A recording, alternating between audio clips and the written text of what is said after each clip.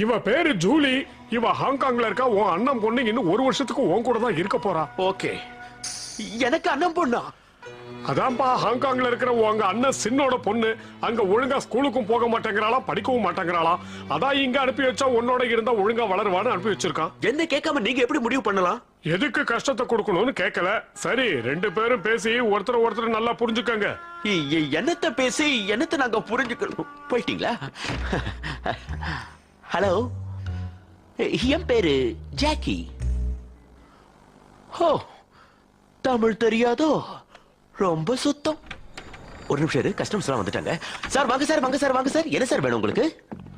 இங்க archaeologist Jackie sir நீ தானே? நான் தான். ஆனா நீங்க நினைக்கிற அளவுக்கு நான் ஒண்ணும் பெரிய ஆள் இல்ல. இப்பதான் கத்துக்க ஆரம்பிச்சிருக்கேன்.